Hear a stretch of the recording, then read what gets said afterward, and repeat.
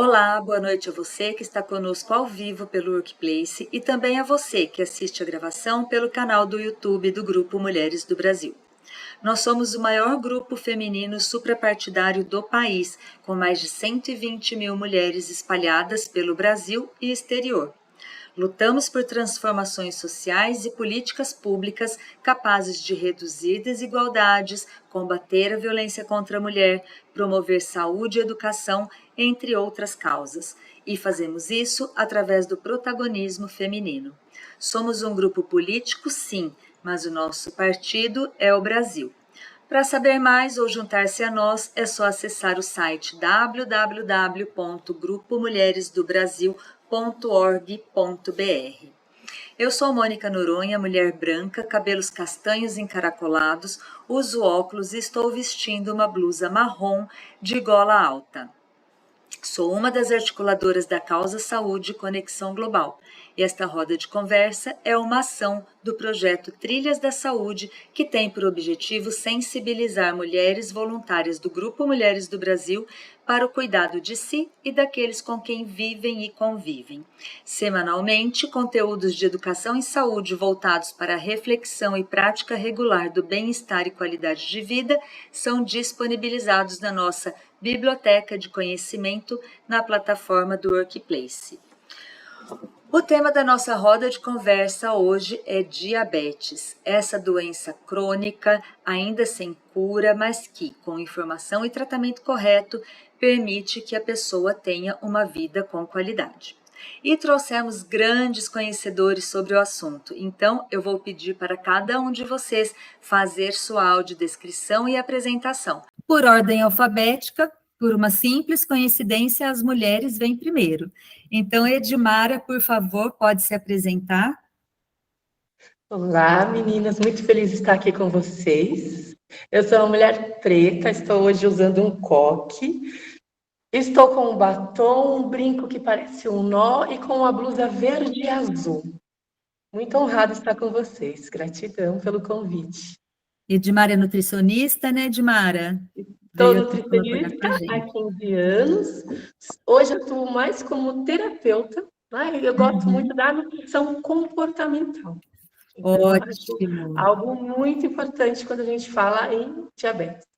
Muito bom. Elô, eu vou pular o M, já vou na Elô, de Elô e Beth, por favor. Também estou muito feliz aqui de participar, lisonjeada pelo convite. Eu sou uma mulher branca, com cabelos na altura um pouco acima do ombro, Chanel, meu novo look. Uso óculos, estou com uma blusa cru com azul. Sou advogada da área da saúde há 20 anos, relações públicas e mentora de um projeto social voltado para a comunidade de diabetes, porque convivo com diabetes tipo 1 há 38 anos. Então, estou muito ansiosa por esse papo rico para falar sobre uma doença que hoje é uma epidemia mundial. Obrigada, Elô. Denise, por favor. Boa noite, é um prazer estar aqui com vocês. Sou Denise Frango, sou endocrinologista, trabalho com diabetes há alguns anos. Está no meu, a gente fala assim, o diabetes me pegou, e realmente eu abracei. E sou uma mulher branca, tenho cabelos ruivos, naturalmente que são meus, porque eu que faço eles todo Uso, acho que a particularidade mais interessante, eu adoro óculos. Hoje, em especial, eu estou com óculos roxo, para combinar, ele é um pouquinho roxo, um violeta, para combinar com o meu vestido rosa. E é isso, gente, é um prazer estar aqui com vocês. Vamos tornar essa noite bem gostosa e agradável, conversar sobre essa doença, como a Elô já falou, que acomete muita gente, que a gente tem obrigação de melhorar, ou pelo menos levar informação para diminuir esse número de pessoas que estão convivendo com essa doença. É isso mesmo. Obrigada, Denise. Rafael. Olá, boa noite, pessoal. É um prazer enorme estar aqui. Estava ansioso, é bem diferente para mim. Eu ainda sou o único homem aqui no meio de tantas mulheres bonitas, especiais. Eu tenho 49 anos, cabelo curto, por algum motivo, o único grisalho desse grupo aqui, mais ou menos grisalho, não tão feio, tô de terno assim, tô de blazer, uma camisa quadriculada, e com um sorriso gigante no rosto, porque estava muito ansioso para estar falando sobre esse assunto que eu gosto muito. Eu sou oftalmologista e especialista em retina. Nós vamos falar sobre isso daqui a pouco, e falar sobre diabetes. Para um monte de mulher especial desse país, para mim é uma grande honra. Obrigada a todos vocês por estarem aqui com a gente nessa força-tarefa que é levar informação, né? Informação também cura.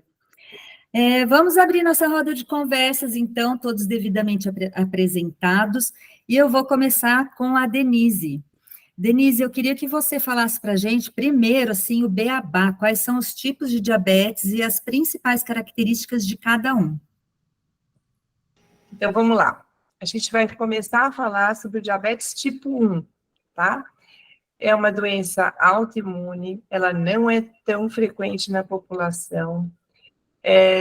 Se a gente pensar que 10% da população mundial convive com diabetes, ela representa aí uns 10% dessa população que tem diabetes.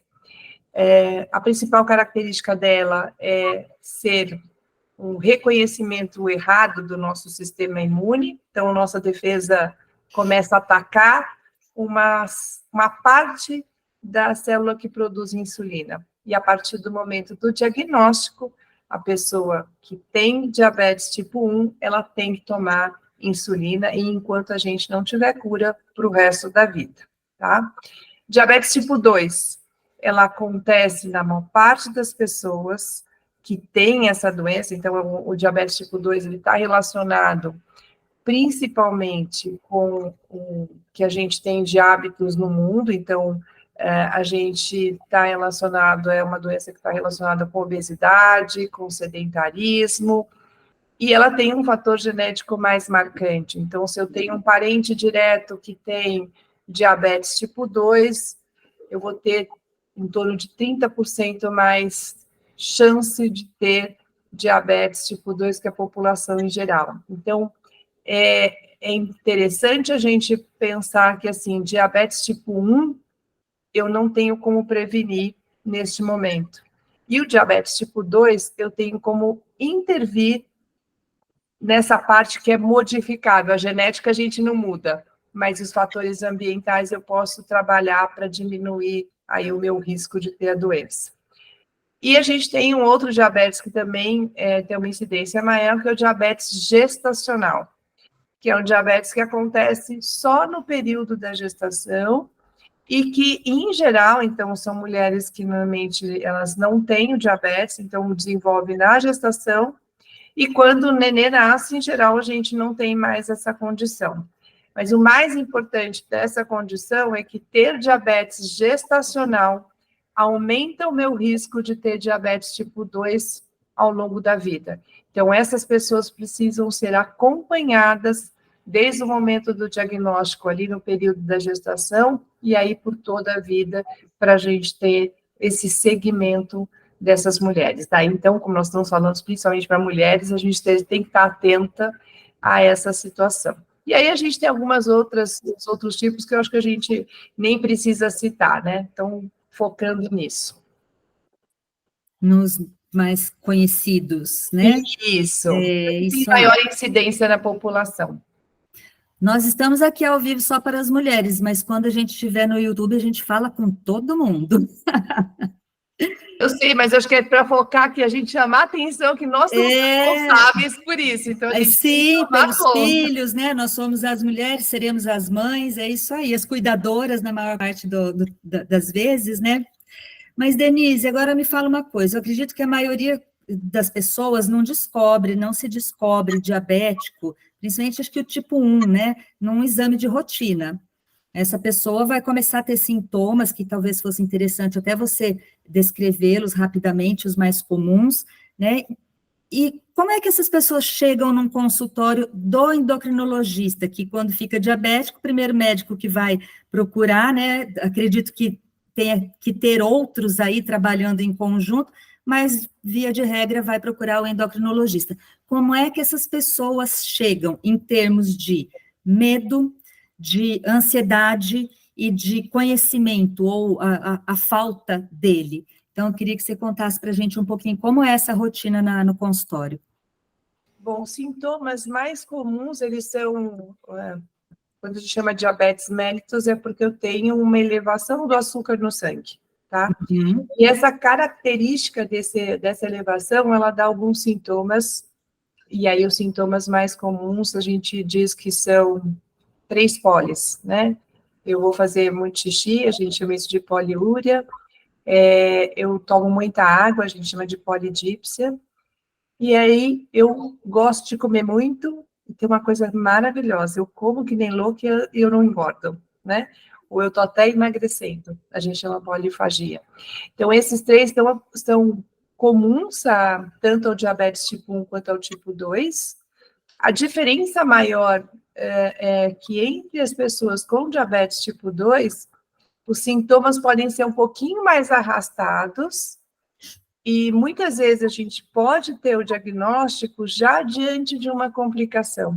Ou pelo menos eu tenho aí 3 a 5 anos antes, eu já venho tendo alguns sintomas, mas a gente não está tão atento.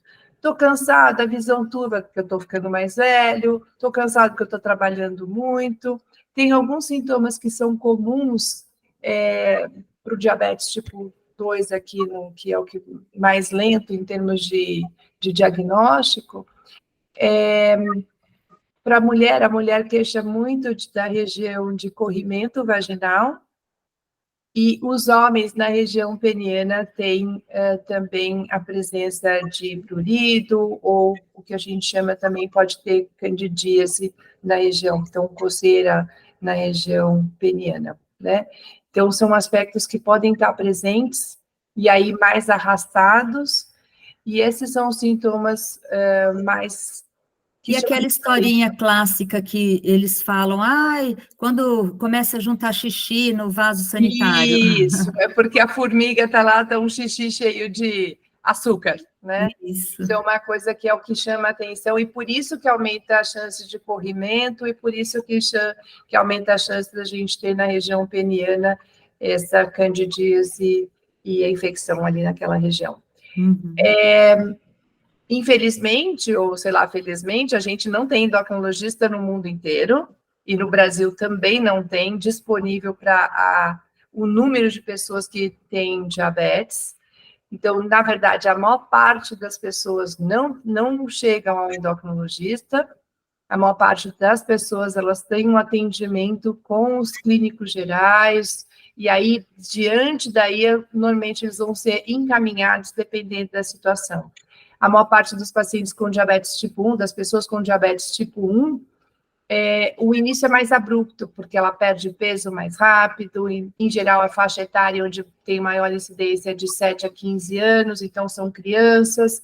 Isso não impede da gente ter a doença também em pessoas mais velhas, né? Eu tenho diagnóstico, por exemplo, aberto faz pelo menos 2 meses atrás, num senhor de 75 anos, e que é um diabetes tipo 1, e que abriu mais tardio, né? Então, não é o comum, normalmente é nessa faixa etária, e aí sim, em geral, a gente encaminha para o endocrinologista, porque aí é uma coisa mais especializada, porque a gente vai começar a insulina, mas a gente não tem endocrinologista para todo mundo, então grande parte ainda convive aí, tem o seu tratamento garantido aí pelo clínico geral.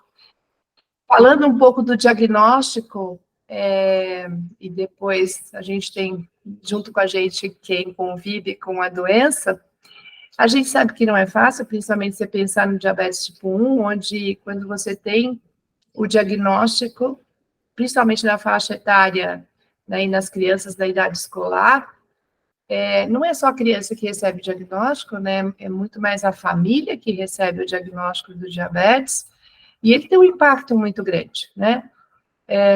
Tem um impacto que, a partir daquele momento, você vai ter rotinas que vão ter que ser instaladas na sua vida e na vida dos familiares, e que a gente não conhece. Imagina alguém de um dia para outro ter que aplicar insulina e tem que ter uma rotina de verificar a glicemia antes de comer, contar o que vai comer, ver o cálculo, ver se vai fazer atividade física, se não vai fazer atividade física. Na verdade, a gente sabe que são mais de 5 horas na vida, no dia da pessoa, na verdade, no dia da pessoa, tomando decisões a cada período do seu dia. Então, não é fácil, né? Daí a importância da gente ter um preparo de abraçar essa família, e nós estamos falando aqui de diabetes tipo 1, mas para o paciente que tem diabetes tipo 2, a pessoa que tem diabetes tipo 2 é a mesma coisa, porque também não é ele. Mas tem toda uma mudança familiar que também tem que ocorrer na hora que vem o diagnóstico, né? Acho que respondendo a sua pergunta, numa consulta, a gente tem que focar, principalmente numa primeira consulta, a gente tem que focar o que a gente chama de sobrevivência. É o que eu tenho que fazer agora, no momento em que eu tenho uma glicemia alta, o que eu tenho que fazer agora, no momento que eu tenho a glicemia baixa. E a coisa que a gente vai perguntar, a Edmara com certeza vai trabalhar com a gente, assim, o que eu vou comer a partir de agora? Porque o que mais a gente tem relacionado, assim, uma das coisas que mais chama atenção em quem tem o diagnóstico é assim, nossa, minha vida acabou, tudo aquilo que eu gosto de festa, que eu gosto de participar aqui em volta à mesa, eu não vou poder fazer, né? E a gente tem que desmistificar, acho que parte como médico vai estar no nosso lado o que a gente vai dar de suporte e que ferramentas nós vamos dar de informação e como abraçar essa família com esses dados novos. E a gente já vem com eles preparados agora, né? Porque a gente tem Dr. Google. Ah, sim. Dr. Google tem... Para o bem ou para o mal, né? Mas temos. Tem uma série de informações que são não direcionadas até para aquela... para o diabetes tipo 1 ou diabetes tipo 2, ela vem toda junto com diferentes histórias que são contadas, e que a gente tem que desmistificar isso, né? Que cada um tem a sua história, e que a gente não pode contar a história do outro através do outro, né? Então, por isso é tão importante a gente fazer o que a gente está fazendo aqui, levar a informação e tentar desmistificar alguns conceitos que já estão pré-conceituados, né, com a pessoa que está vindo. Acho que é isso. Eu espero ter respondido a sua pergunta. Respondeu muito bem, muito obrigada. Elo, e aí eu queria saber, minha diva, como é que foi essa história toda? A gente está falando da primeira consulta, diagnóstico, descoberta. Como é que foi? Você já falou que convive há 38 anos. Que idade você tinha quando você se descobriu diabética? E como é que foi isso na tua cabeça, ou movimentação da sua família? Eu tinha 11 anos, eu tive o diagnóstico no dia do Natal, 25 de dezembro de 1985. Eu vinha nesses sintomas clássicos que a Denise citou, então, perda de peso, tomava muita água, estava extremamente cansada. Eu venho de uma família libanesa, portuguesa e italiana, que tudo é em volta da mesa, então houve sim uma mobilização da minha família toda para adaptar toda essa vivência gastronômica para uma condição que surgia na família e que ninguém conhecia, numa época onde a gente não tinha contagem de carboidratos, a insulina era um outro tipo de insulina. Para você fazer a medição da glicemia, eu cheguei a fazer xixi no tubo de ensaio, que eu esqueci o nome do exame. Então, passei por todas as fases, não peguei a aplicação na seringa de vidro, mas tomei insulina suína. Foi, na verdade, assim, todo mundo me perguntou, como é que foi o impacto do diagnóstico para você? Eu não tive um impacto. Para mim foi bom. Eu era uma menina gordinha, para os parâmetros da sociedade, então eu tinha uma grande amiga, nós chegávamos todo final de ano e dizia, olha, o ano que vem eu chego magra, hein? E nunca a gente chegava magra. Até que em 1986 eu cheguei magra. e todo mundo dizia, Elô, o que você fez? Eu fiquei diabética. E eu dizia, eu fiquei diabética, sem ter ideia do que aquilo significava na minha vida. Eu tinha uma leve noção de que algo aconteceu, pela mudança de hábitos, então eu tinha uma alimentação super restritiva, quer dizer, de uma hora para outra eu parei de comer tudo que eu gostava, mas eu sei que a força-tarefa da família foi fundamental, porque conseguiram trazer uma normalidade, uma leveza, apesar de eu saber que uma bomba tinha sido jogada no colo da minha família. Então, respondendo à tua pergunta, é muito difícil uma criança ter consciência ou discernimento do que é diabetes. Essa consciência vem ao longo do tempo, veio com a maturidade, e mesmo no auge dos meus 49, muitas vezes é muito difícil lidar com isso. Nós temos que falar sobre essa questão. É claro, isso não pode ser um peso no teu dia a dia, né? Porque se isso se torna um peso, você precisa buscar ajuda. E não é sinal de fraqueza, é um sinal de força. Você está procurando algo ou alguém que te suporte, te dê respaldo, para que você consiga administrar essas tomadas de decisão diárias, essa condição que limita, sim, mas a partir do momento que você consegue ter a consciência de quais são essas limitações, aí você consegue viver de maneira plena. Porque eu dou um exemplo básico, eu quero viajar, eu não posso deixar a minha necessaire, meu kit de sobrevivência na minha casa e falar, estou indo e vamos ver o que vai dar. Eu tenho que ter minha insulina, eu tenho que ter o meu medidor de glicemia, seja ele pelo sensor ou pela ponta de dedo, eu tenho que ter o meu, uma Coca-Cola ou um carboidrato para corrigir uma hipoglicemia.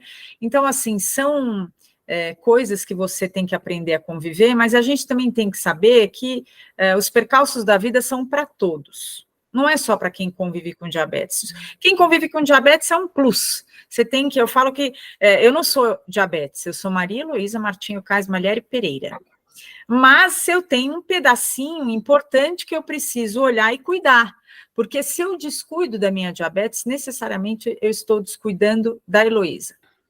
Então, essa consciência de que minha saúde tem que ser minha prioridade, porque a minha existência depende da minha saúde. Não sei se eu consegui responder. Sim, e me fala uma coisa, você falou um pouquinho da sua vida gastronômica, né, na relação familiar, né, sempre essa tradição, né, aliás, é para todo mundo, socializar é estar em volta de uma mesa, né, em todas as situações.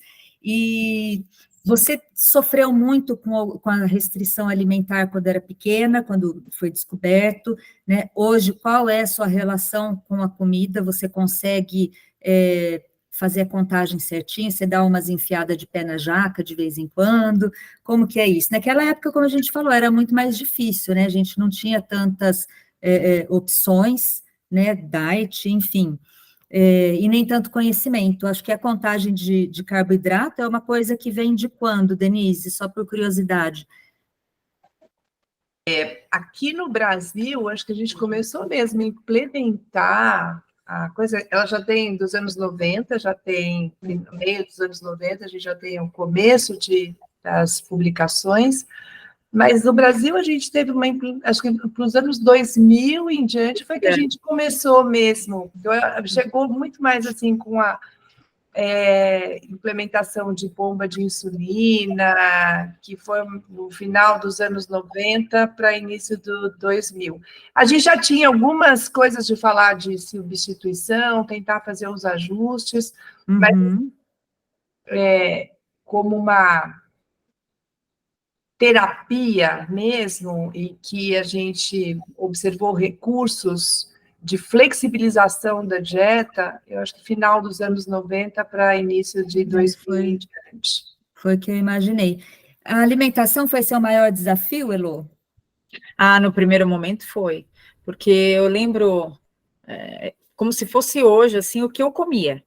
Então, tinha lá o tanto de insulina que eu ia tomar, que não tinha rápida, eu fui pegando, eu nem lembro para dizer exatamente quando apareceu a rápida para mim, mas era assim, eu comia 1/4 de pão de forma de manhã, um restinho de suco, porque suco era uma vitamina que não podia faltar, suco de laranja, e melão.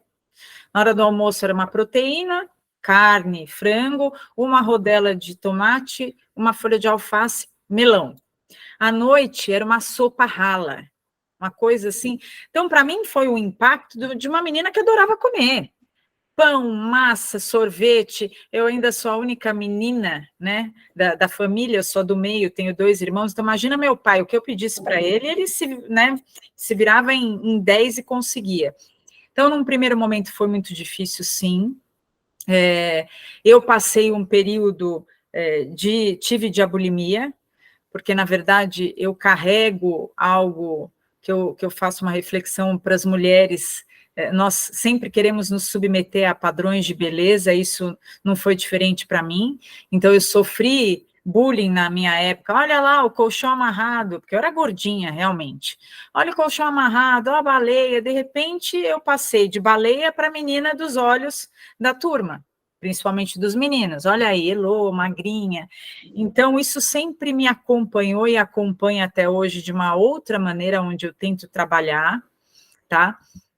A minha relação com a comida passou por algumas nuances importantes.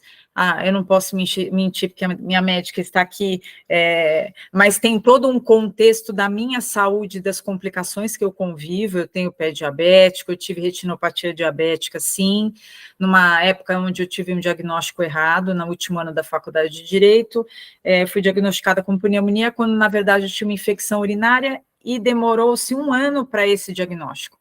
Então, depois desse 1 ano no completo descontrole, eu comecei a experimentar as complicações. Então, hoje eu tenho uma alimentação de low carb pré-cetogênica, lembrando que eu sou uma mulher de 49 anos, nós temos que avaliar o perfil de cada paciente. Criança está na fase de desenvolvimento, precisa comer, e hoje nós temos essa terapia que nos proporciona comer de forma saudável. E acho que o que nós temos que levar em conta é o que a gente busca na saúde? Equilíbrio.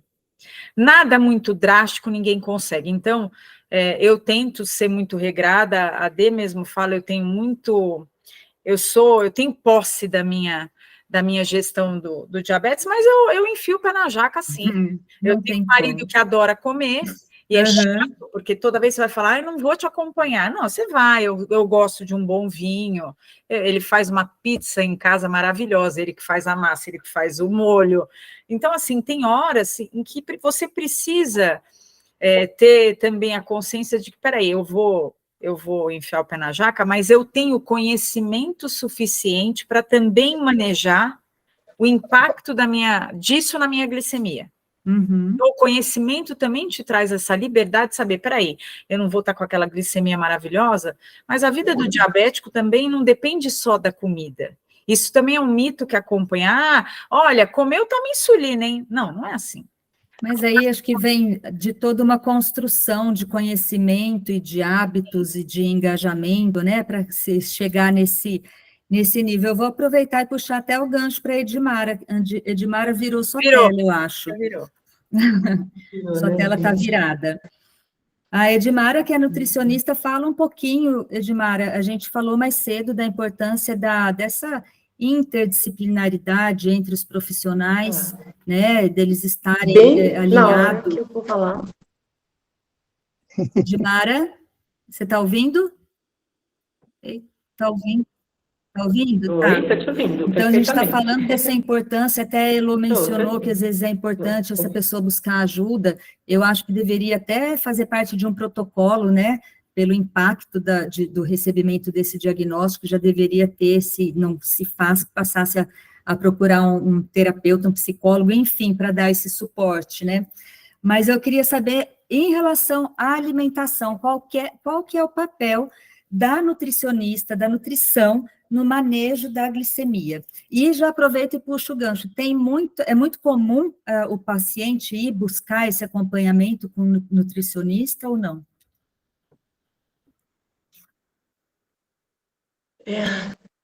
Nossa, elas se colocaram aí várias coisas da Denise e a Elô. Eu acho que não tem como falar de uma doença nutricional sem falar de um profissional nutricionista para ajudar, ou principalmente para orientar esse paciente em relação porque ele chega com esse diagnóstico que a Elô disse. E agora, o que eu vou comer? Vou morrer, né? Então, eu acho que não tem como não falar de nutrição no diagnóstico do diabetes. Se a gente pensar em mudança, né, seja a contagem de carboidratos, como elas citaram, que é recente, mas que na minha época de graduação eu já aprendi isso na graduação, e que a gente sabe que ainda é muito distante, mas eu sempre falo que quando o paciente chega com um diagnóstico de diabetes, a primeira coisa que eu faço é acolhimento, né? Então, eu acho que essa intervenção, esse processo de reconhecer o que a Elô disse, né? Como que é o seu consumo alimentar? Como é a sua convivência com o alimento, né? Então, o quanto o alimento tem importância na vida dessa pessoa? O quanto para a gente começar a entender essa diferença dessa restrição, para que ela não chegue com essa informação de que agora eu não posso comer mais nada, porque ela já chega como a doutora Denise, com a informação do tio Google, com a informação do médico, que a partir de agora ela precisa tomar medicamento, ela precisa mudar a dieta, ela precisa, às vezes, entrar, senão ela vai entrar na insulina, ou ela já está na insulina, então, como ela vai receber essa informação? E a alimentação, ela vai trabalhar junto com o uso da insulina. Então, se a pessoa faz uma alimentação mais equilibrada, porque a gente sabe, às vezes, mel não é açúcar, né? Tem os mitos. Pode comer mel, porque mel não é açúcar.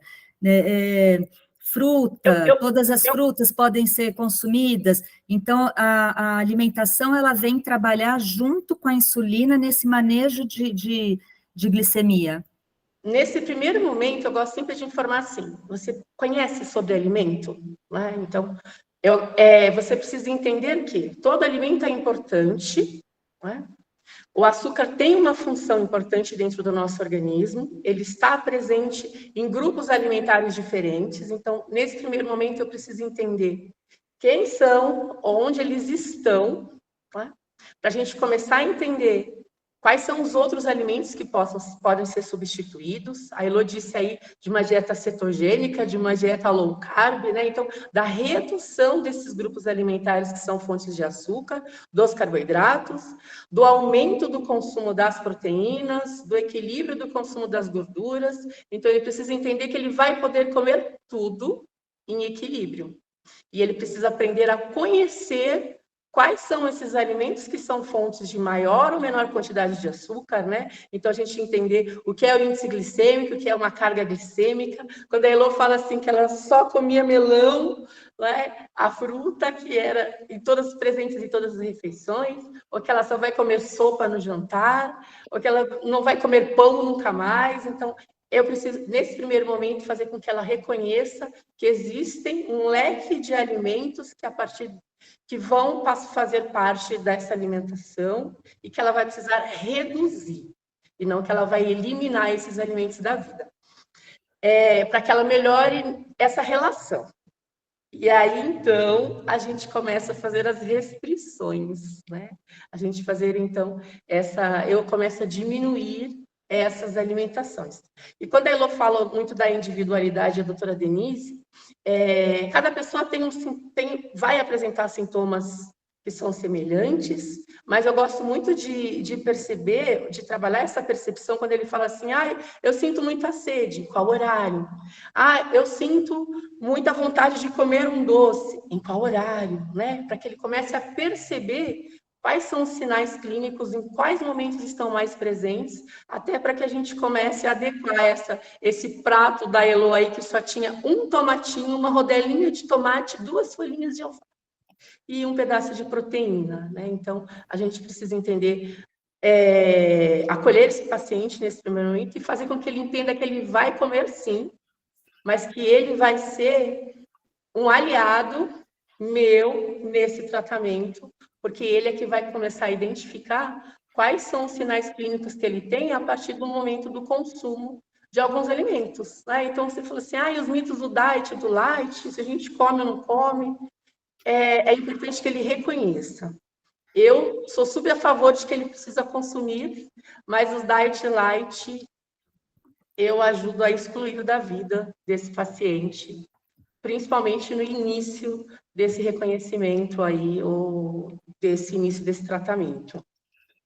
Você sabe que eu lembro que uma vez quando a minha filha ficou diabética na primeira consulta, eu lembro que o médico falou assim: olha, a sua vida agora vai ser ler rótulo, porque a bolacha, água e sal tem açúcar. Na época nem se fazia contagem de carboidrato, né? Então, eu lembro que né, mãe, ficava feito louca, lendo rótulo de milho verde, lata de milho verde, molho de tomate, e realmente a gente encontra açúcar em muitos alimentos, né?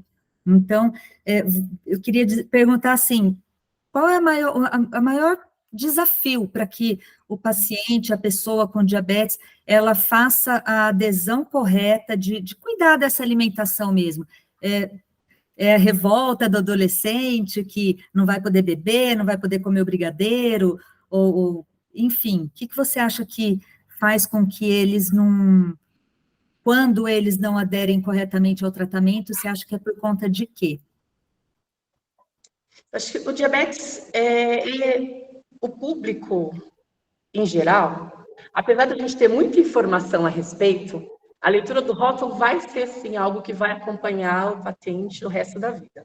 E eu falo sempre assim, leia menos rótulo, né? Descasque mais alimentos e desembrulhe menos, que você terá menos trabalho em relação a essa questão do produto ultraprocessado, do produto industrializado, porque o açúcar é um conservante e a indústria utiliza isso na maioria dos produtos. Mas acho que o maior desafio, nesse primeiro momento, é ele entender que ele não vai morrer, né? Eu falo sempre assim, a última coisa é a morte. Você vai ter que entender que se você não cuidar, vai ter várias complicações. E essa complicação não será a morte. Então, ele precisa entender neste primeiro momento isso. Quando você fala da revolta, né? Principalmente adolescente, é ele entender isso. É preciso fazer substituições para que não tenha complicações. E esse processo de aceitação, nesse primeiro momento, vai vir sim de uma restrição, de uma alimentação mais punitiva, às vezes pegar um pouco mais no pé, não vai consumir neste primeiro momento, para que ele perceba que os sintomas vão ser amenizados. E aí, então, a gente consegue ir fazendo essa substituição, ou fazendo essa adequação a partir dessa informação. E eu falo muito assim, não sou eu que tenho que te policiar, você é que precisa se policiar e reconhecer aquilo que vai agravar ou aquilo que vai contribuir para que você tenha menos sintomas, né? Porque a maioria das reclamações são sintomas.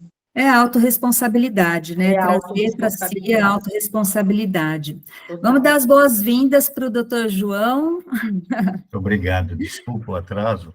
Hoje eu tive uma série de imprevistos. Começou com faltando energia, né, no consultório. Então, a Enel nos prestigia sempre que cai uma chuvinha, né? Cai energia também. Aí já atrasa tudo, falta internet, falta computador, falta tudo. Então, eu atrasei, desculpa, né? Imagina, que bom que conseguiu estar aqui. Muito obrigado. Seja muito bem-vindo.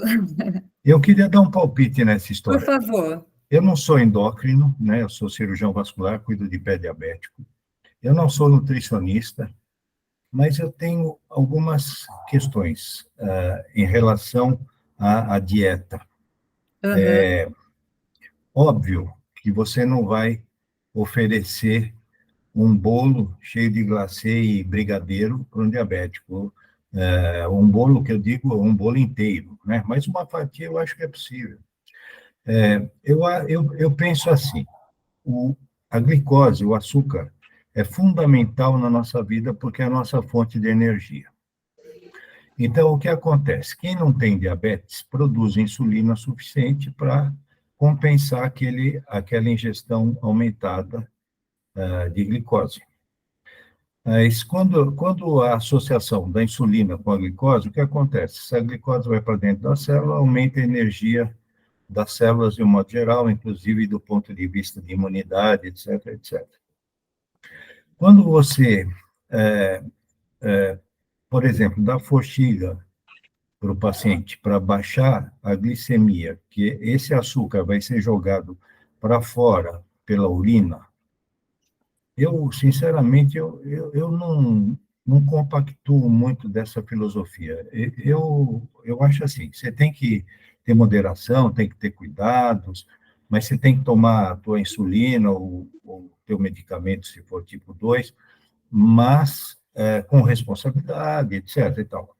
Mas não ficar nessa neura de olhar tudo que é rótulo, o que eu posso, o que eu não posso. Já é uma vida cheia de não, né? Não posso isso, não posso aquilo. Ainda ficar olhando rótulo disso, daquilo. Eu acho que se o indivíduo conseguir entrar num equilíbrio, numa dieta equilibrada na sua vida, que mantenha a sua hemoglobina glicada legal, que o seu endócrino ajude a manter essa glicemia dentro dos padrões, eu acho que não tem que ficar com tanta neura em relação à dieta. Desculpa se eu estou ofendendo alguém, mas é a minha opinião. Fez muito bem em expressar a sua opinião, nós estamos aqui para isso. Posso te chamar de João? Claro. João, você sabe que quando esse mesmo médico, ele falou assim para a gente, você vai ter a vida que todos nós, mesmo sem diabetes, deveríamos ter. Falando a questão do açúcar, do exagero, né? Açúcar branco, as farinhas. Eu lembro que ele falou as 3 drogas brancas do século: açúcar, farinha e o sal. Então, eu acho que você usou a palavra que mais define, que é o equilíbrio, né? Vou ter que dar o direito de resposta para a Denise. Ela deve estar brava comigo. Eu vou só falar uma coisa, não, eu vejo rótulo e eu não tenho diabetes. Então, a história não é a gente ver, é o quanto isso pesa para a gente. No primeiro momento, quando você recebe o diagnóstico, é legal, sim, a gente entender o que tem dentro dos alimentos, porque, olha, uma coisa muito engraçada, eu peguei uma situação há uma semana atrás, uma amiga minha, que a gente pode chamar de influencer, me ligou e falou assim, Denise, eu preciso de sua ajuda. Eu vi a menina assim, estava tomando, tinha lá a prescrição, estava fazendo tudo direitinho, tomando insulina, uma pessoa com diabetes tipo 1, uma adolescente com diabetes tipo 1, e ela não entendia por que a glicemia subia, e ela fazendo ajuste. Tinha uma coisa simples que ela falou que ela não sabia, e que a família não sabia, que refrigerante com açúcar sobe glicemia. Então, é um pequeno detalhe, mas que estava impactando na rotina dela, porque ela tomava junto com a família inteira aquele refrigerante com açúcar. Então, assim, são pequenas coisas que, num primeiro momento do diagnóstico, a informação que a gente tem de nutrição é muito ruim. Eu concordo, Denise. Início da terapia, quando eu tenho que abraçar a família, é muito importante a gente levar a informação. Informação nutricional é fundamental. Depois você deixa, você aprende, né? Você vai lidando então, aí eu estava pensando, coisas. Quando eu falei desse exagero de controle, eu já estou falando de alguém que já sabe da doença, que já tem conhecimento, né? Por exemplo, uma laranja não diz quanto de açúcar tem nela, né? Não tem rótulo, né? E se você tomar um suco de laranja que parece tão inocente, a tua glicemia vai lá para cima. Então, a pessoa vai também aprendendo, né? Ao longo da vida, e não precisa, depois de um certo tempo, ficar desesperada. Agora, desculpa, eu pulei na tua frente. Né? Deixa eu falar uma coisa, obrigada, doutor. Elô e Edmar, eu vi que levantaram a mão. Eu vou fazer a pergunta para o Rafael, primeiro porque a Denise vai ter horário, né? Então, é muito bom quando a discussão acontece, mas vamos tirar algumas dúvidas com o Rafael, depois com o João também. Olá. Então, Rafael, eu assisti uma live sua com a Elô, e eu ouvi uma fala sua e que me chamou muita atenção. Você que é oftalmologista, especialista em retina, você disse alguma coisa do tipo, quando um paciente chega para mim com uma alteração de retina, eu já entendo que tem muitas outras complicações acontecendo por ali, que muitas vezes ele também nem sabe, né? Então, eu queria ver que você falasse para a gente como que é isso, como é que o que leva o paciente a procurar um consultório oftalmológico quando ele é diabético? Ele sabe que ele tem que ir, ou ele vai de rotina, ou ele vai quando já tem alguma coisa acontecendo ali na visão dele? Então, Mônica, vamos começar pelo diagnóstico, aí depois vamos passar para essa minha fala do olho que é a bola do cristal do organismo. Vamos lá. O diagnóstico, infelizmente, os pacientes, eles não chegam normalmente encaminhados por terem diabetes. Assim, isso seria o correto. Por quê? Porque paciente com diabetes, ele pode ter uma doença chamada retinopatia diabética, que a retina é a parte do olho que faz a gente enxergar. Para os mais velhos, se o olho fosse uma máquina fotográfica, a retina é o filme da máquina. Então, é onde forma a imagem, é formado por vaso e nervo, é tudo que o diabetes gosta de machucar. Então, quando o paciente chega com a baixa de visão, ele já tem uma lesão instalada, dificilmente a gente consegue melhorar ele. Às vezes a gente consegue, em determinada fase da doença, a gente consegue melhorar, mas não muitas vezes como ele era antes. Por isso que a gente tem que ter esse paciente no diagnóstico. Por quê? Paciente tipo 2, que é a grande maioria dos pacientes, ele geralmente tem um atraso de diagnóstico, como a Denise falou. E para vocês terem uma ideia, a retinopatia é uma doença crônica, né? Precisa de um tempo para machucar. Só como esses pacientes demoram de ter o diagnóstico, para vocês terem uma ideia, um estudo mostrou no passado recente que para 21% dos pacientes, quando descobre o diabetes, ele já tem lesão na retina, do tipo 2. Então, assim, qual que é o momento de examinar esse paciente? Ele tinha que chegar no diagnóstico. O tipo 2. O tipo 1, geralmente, 5 anos após do diagnóstico, porque a gente sabe exatamente quando começa a doença, entendeu, Monique? Mas, muitas vezes, o paciente chega para você, tem uma dica bem interessante para vocês aí, meninas, de todo o Brasil, flutuação do grau, por exemplo. O paciente ele tem muita flutuação de grau. Essa flutuação da visão é porque, quando a glicemia muda, o índice de refração das lentes no nosso cristalino, que é a nossa lente interna, que dá catarata no futuro, e diabetes também dá muita catarata precoce, que é o outro problema que vem quem tem diabetes, outro problema ocular de saúde pública. O paciente tem muita flutuação de visão, porque ele tem flutuação do grau. E tem muito paciente que descobre diabetes fazendo o grau errado. Ele chega no teu consultório, ele vai fazer, o paciente tinha sempre 1 grau de miopia. Daqui a pouco ele está com 3. 3 meses depois. Então, ninguém muda o grau assim, só diabetes. Aí você tem diabetes. Não tenho, doutor. Você tem, não tenho, e tem. Entendeu? Assim, então, isso é uma dica até de utilidade pública para quem tem diabetes, não pode fazer exame de grau se não tiver com a glicemia controlada. Ao contrário do exame de fundo de olho, que é o que todo paciente com diabetes tem que fazer.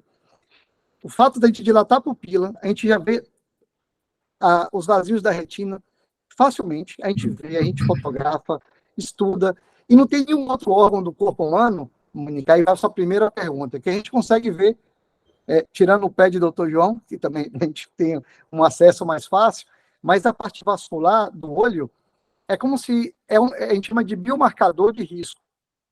Se a retina está com muita alteração, está com a retinopatia diabética avançada, para vocês terem ideia, um paciente com a forma grave da doença, chama de forma proliferativa, ele tem 50% de chance de hemodiálise em 5 anos. Para você ter uma ideia. O doutor João sabe aí, melhor que eu, tem mais chance de amputação, ele tem mais chance de ter complicação cardiovascular. Então, por quê? Porque se a retina está muito alterada, se tem um comprometimento muito grande, o diabetes não é só do olho, né? Então, ele está no corpo inteiro. Então, existe uma chance, não que ele vá ter, mas a probabilidade de ele ter complicação em outros órgãos é grande. Quanto maior a gravidade da doença, maior a chance. Por isso que a gente fala que é a janela da alma, né? A gente olha lá e a gente vê quando o paciente já tem uma retinopatia diabética. É importante, o cuidado tem que ser maior, e essa comunicação multidisciplinar é fundamental, gente. Todo médico oftalmologista ele tem que passar a classificação da retinopatia diabética, que grau que está, para o cirurgião vascular, para o endocrinologista, para o nefrologista. Eu acho que essa conexão é muito importante. Então, por isso que o fundo de olho, esse biomarcador, é importante, eu acho que conecta um pouquinho aí e dá essa ideia indireta de gravidade para o paciente. Agora, só uma coisa, Mônica, que é importante, Você vai perguntar assim, Rafa, os pacientes têm que ter visão baixa para já ter lesão da retina? Não. Porque a retina tem uma área central, bem pequenininha, de 1,5 milímetro, chamada mácula, que é o centro da retina. Só que a retina, ela recobre o fundo de olho nos 3/5 dele, tudinho, como se fosse um papel parede, no nosso fundo de olho redondinho. Tudo enxerga. Só que, inicialmente, você só percebe a lesão nesse centro. Se as lesões forem fora desse centro, geralmente, muitas vezes são, você não percebe. Você pode ter um quadro de extrema gravidade com visão perfeita. Então, assim, outro mito. No fato de você estar com visão normal, não quer dizer que você não tem alteração na retina. Então, mais um mito importante. Exame, pelo menos, anual, podendo ser mais em menos tempo, se tiver uma gravidade maior. Entendeu, Mônica? Entendi. Muito importante esses esclarecimentos a respeito desses pseudoconhecimentos, né? Denise, a Denise tem uma reunião, né, agora, logo em seguida, então eu vou primeiramente agradecer e deixar você à vontade a hora que você estiver sair, mas eu gostaria de interromper um pouquinho aqui a nossa conversa para que você deixasse um último recado para a gente. Eu acho que a coisa mais importante, eu tenho certeza, a coisa mais importante é a informação, porque ele é remédio, né? A gente pode levar e abraçar para as pessoas, nada melhor do que a gente poder fazer o que nós estamos fazendo aqui hoje, levar a informação para as pessoas e que essa informação possa ser multiplicada. Quem sabe a gente diminuir as barreiras que a gente tem no tratamento e no diagnóstico dessa doença, né? Senão a gente não vai ter saúde pública no mundo para cuidar deles. Né? Como eu disse, nós temos, só dentro do Grupo Mulheres do Brasil, mais de 120 mulheres no Brasil. É muita gente. Então, é muita gente para multiplicar conhecimento, né? Então, quero saber se a gente pode contar com você em umas próximas oportunidades. Com certeza, pode contar comigo, a gente está junto, a gente precisa mudar essas histórias das pessoas e eu estou aqui abraçando a causa com os nossos amigos, Rafael, porque eu tenho certeza que ele também ajuda e vai estar junto com a gente, e o João também, né, gente? Porque se a gente não fizer isso, tem como a gente melhorar, né? E a gente tem esse papel, acho que com certeza. Profissional da saúde, a gente tem que ter esse papel também de ajudar e levar a informação e a gente tirar, esclarecer conceitos e tirar mitos e a gente mudar, como eu falei antes, mudar histórias. Com certeza. Muito obrigada pela oportunidade, eu adorei estar aqui com vocês. Que bom. E aquecer esse papo.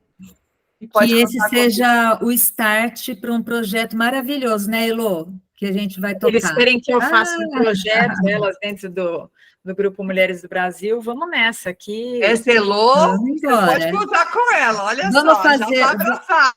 É isso aí, vamos fazer uma foto, então, antes da Denise ir embora? Pode deixar que eu vou tirar o print aqui, tá? Tá bom. Aqui. 1, 2, 3 e... Diz. Pronto, ótimo. Pronto. Obrigada, Denise, muito obrigada, viu? Boa noite para vocês. Boa noite, tchau, tchau, boa reunião. Pois é, Rafael, e falando o que a gente pode fazer é levar, né, conhecimento, levar uma educação para a saúde, para as pessoas. Eu queria que você me contasse para todo mundo o que é esse tal desse mutirão de diabetes. Pois adorei o nome já. Pois é. Esse mutirão de diabetes é uma história que começa aqui em 2004, quando eu voltei da minha especialização na Unifesp, em São Paulo, Universidade Federal de São Paulo. Lá tinha um projeto do olho diabético, que era um mutirão mesmo, de detecção da retinopatia diabética. E isso acontecia muito ainda na época ainda do ministro Escolera José Serra ainda. Tinha muitos mutirões e tinha esse de retinopatia diabética. Eu aprendi, voltei para a Bahia, né? Eu moro no sul da Bahia, aqui em Itabuna. Meu pai é oftalmologista e eu vim fazer retina aqui. Mas aí, Mônica, eu percebi que os pacientes chegavam para mim muito tarde. Chegavam para mim extremamente graves aqui. Eu era fui o primeiro retinólogo da região, aí pior ainda, né? Porque já chegavam para mim com 10, 15 anos de doença, fazendo o primeiro exame da vida de retina muito grave. Aí eu lembrei daquele projeto lá de São Paulo, e eu peguei o pessoal da minha clínica, lá do meu hospital, aqui em Itabuna, e aí fiz em 2004 um projeto parecido com o de São Paulo, e daí a gente atendeu 199 pacientes. A Siri está me ouvindo aqui, está falando comigo. Aí a gente examinou 199 pacientes rastreando a retinopatia diabética. Só que foi no mês de novembro, não existia Novembro Azul no mundo. Eu sei que no outro ano já a gente repetiu, no mês de novembro, já com a Associação dos Diabéticos local, já com lives, a gente começou a agregar pessoas, e já atendendo mais de 500 pacientes. Aí em 2006, doutor João, entrou o pessoal do PRÉ comigo, doutor Marcelo Araújo, talvez você conheça, já foi secretário da SBACV, e a gente fez o primeiro modelo olho e pé. Em 2007, a gente começou a fazer olho, pé e rim, aí já saímos daquele modelo de São Paulo. Acabou de São Paulo, e a gente continuou fazendo, e daqui a pouco entrou o coração, e a gente conseguiu fazer um modelo multidisciplinar com aquela mesma teoria. Se o olho for complicado, eu faço os exames mais graves, de rim e de coração. Se o olho não tiver complicação importante, era o olho e o pé, que são exames mais baratos. Então, assim, a gente saiu de 199 pacientes para 1.500 pacientes na manhã, sendo examinados, e daí envolvemos as universidades, mais de 5, aí já tinha a nutrição, da Edmar, ela estava lá, aí já tinha psicologia, aí já tinha a educação física, direitos do diabetes, virou um grande projeto, já tinha uma TV, que a TV Record entrou com um programa ao vivo durante 10 anos, eles têm um programa ao vivo dentro do projeto, começamos a fazer pedalada gigante, aulões de ginástica gigante, a cidade que era a capital da dengue do Brasil, começou, você chega na minha cidade aqui, viu, Mônica? Sabe aquele círculo azul do Unidos pelo Diabetes? Uhum. As pessoas usam a camisa sem ter diabetes. Então, assim, virou assim, um orgulho da cidade. A gente criou uma ONG chamada ONG Unidos pelo Diabetes, que eu sou presidente, desde 2016. E aí a gente vem fazendo, entrou a telemedicina com Covid, que tentou frear a gente, mas não conseguiu. Nós fizemos campanha, fizemos um modelo modificado, usando inteligência artificial no meio. É um negócio assim extraordinário, assim, é um negócio da minha vida.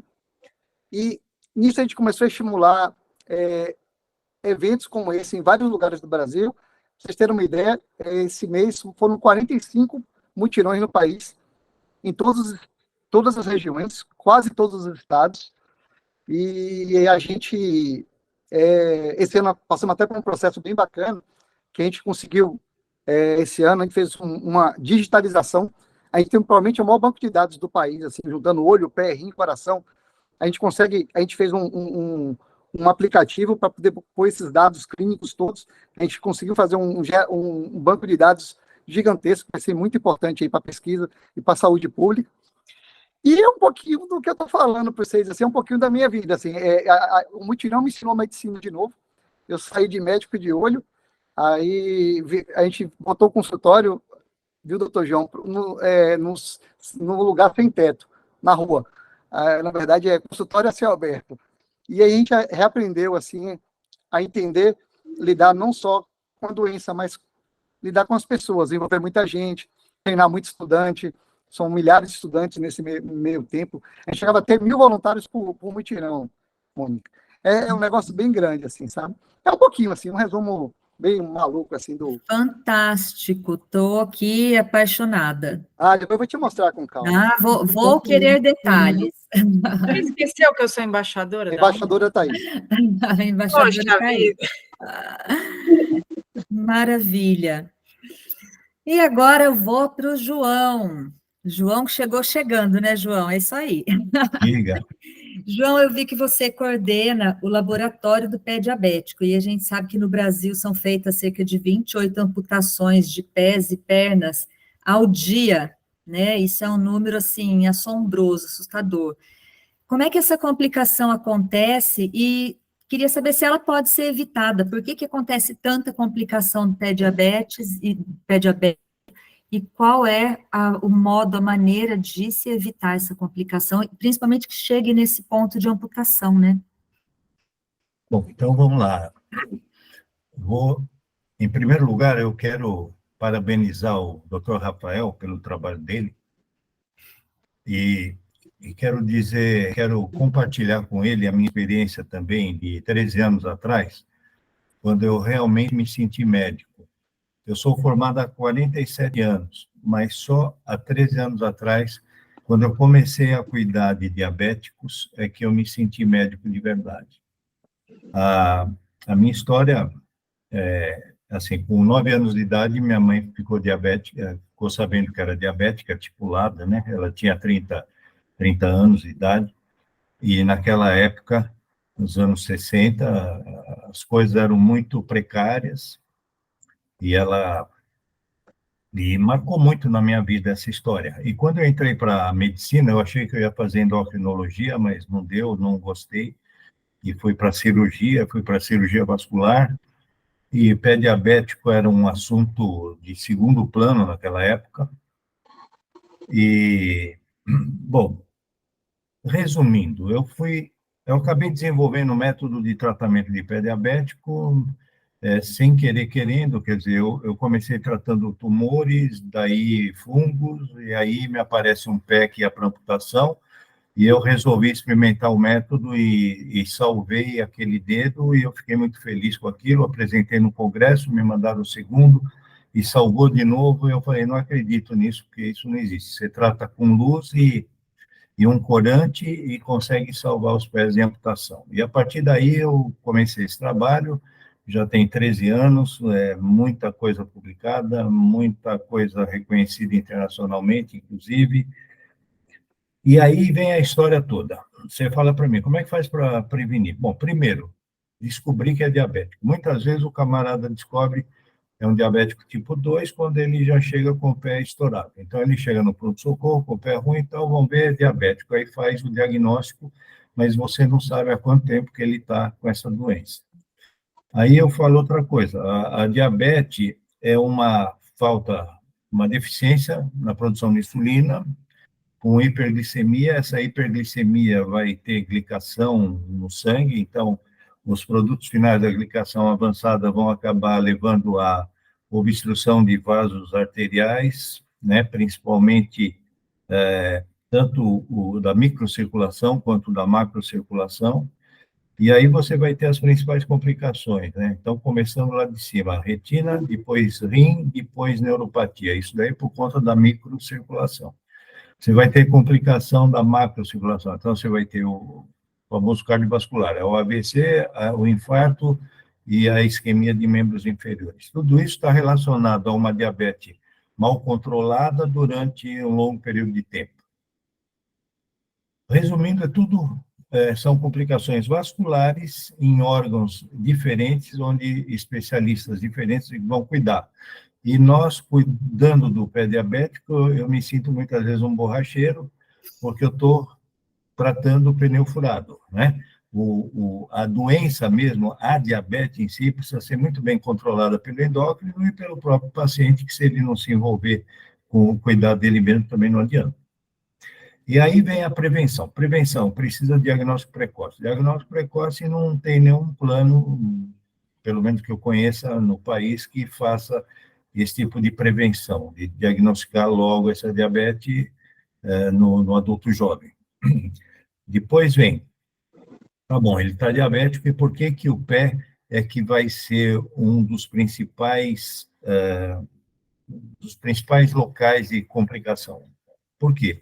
Porque vem a bendita neuropatia, ele perde a sensibilidade, perdendo a sensibilidade, ainda com a microcirculação comprometida, mesmo que a macrocirculação esteja relativamente boa, ele acaba desenvolvendo lesões, né, de diversos tipos, pode ser queimadura, pode ser calo que forma bolha e vai se infectar, e como é que se infecta? Por incrível que pareça, na hora do banho é onde mais se infecta, porque o indivíduo toma banho no banheiro, não toma na cozinha, e o banheiro é um lugar muito contaminado, e a própria contaminação do indivíduo, do corpo dele, vai acabar penetrando através daquelas fissuras ou úlceras pequenas que sejam, e ele só vai perceber isso quando o problema chega no dorso do pé, que aí ele olha, ele vê que o pé está vermelho e feio, porque muitas vezes, a maioria das vezes, ele não sente dor,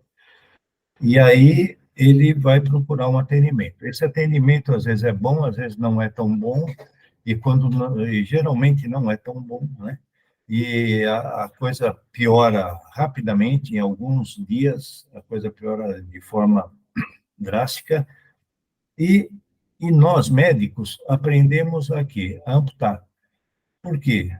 Porque a gente não sabe tratar. A gente não sabe tratar um pé diabético, essa que é a verdade.